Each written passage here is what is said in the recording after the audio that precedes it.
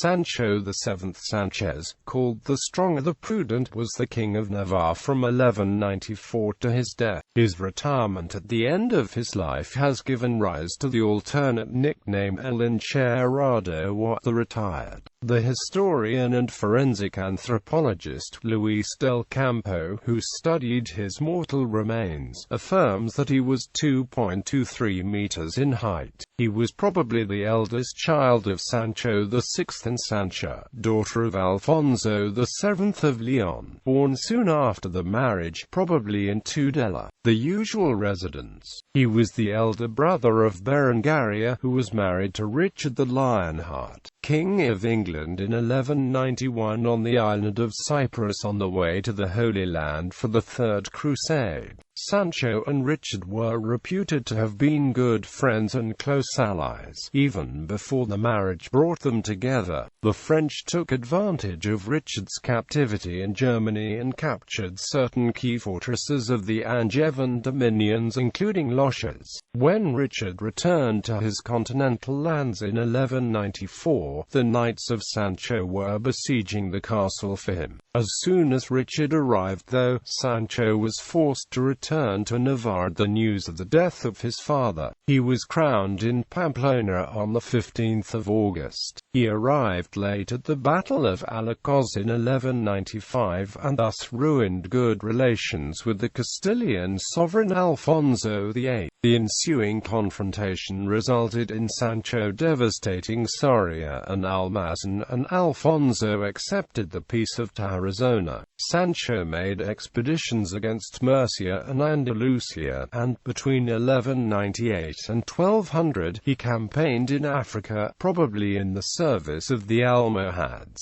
whose help he wanted against Castile. Taking advantage of his absence, Alfonso VIII of Castile and Peter II of Aragon invaded Navarre, which lost the provinces of Alava, Guipuzcoa, and Biscay to Castile. These conquests were subsequently confirmed by the Treaty of Guadalajara. His leadership was decisive in the Battle of Las Navas de Tolosa in the year 1212. In that engagement, the Christian forces of Sancho, Afonso II of Portugal, and Peter II of Aragon allied to defeat the forces of the Almohad Caliph Muhammad and Nizar. Sancho's troops cut the chains guarding the tent and Slavic guards ring of the Miramimolan, supreme commander of the Al-Andalusian forces. For this, it is believed the chains became the symbol of Navarre and replaced the sable eagle on a golden field with a golden chain on a gules field in the Navarrese coat of arms. But others suspect they represented the Basque star-like sun of death seen on the Hilaria houses traditionally for protection, and perhaps painted on the shields too, with the same religious purpose, meaning of life or death, or the new imagery used for Jesus or Christianity as for others were the Christianogram, a plain cross on the shield. His relations with the countries north of the Pyrenees were notably better than his Castilian ones. Several Pyrenean counties declared themselves his vassals, and he concluded treaties with John, King of England, and the various Aragonese kings of his time, the aforementioned Peter II and James I.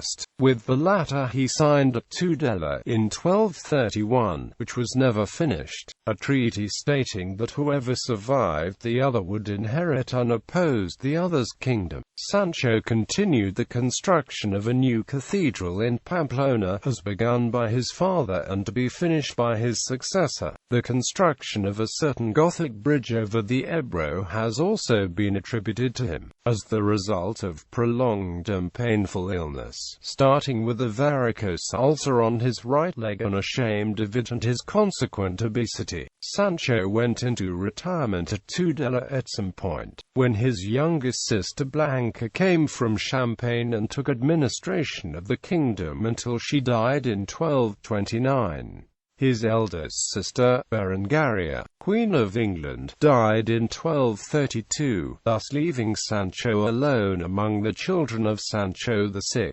When he died in his castle at Tudela, probably of complications related to the varicose ulcer in his leg. Blanca's son Theobald was recognized as the next monarch of Navarre on the 7th of April. According to Albrecht de Trois-Fontaines, Sancho left a library of 1.7 million books. The cultural contacts with the Muslim kingdoms that he visited and battled with, his friendship with his brother-in-law King Richard, and his sister Blanca's court of Troyes, at the time the most refined in Europe, must have left an important influence on the king's personal intellect, bringing to him an advantageous outlook from the one well set already by the father at his youth. Full, however, with peccadilloes and other impetuous extravaganza, the kingdom he left with a wealthy treasury and improved communications was in his day one of the most advanced in human rights, and its Jewish community enjoyed the best standing in Christian Europe,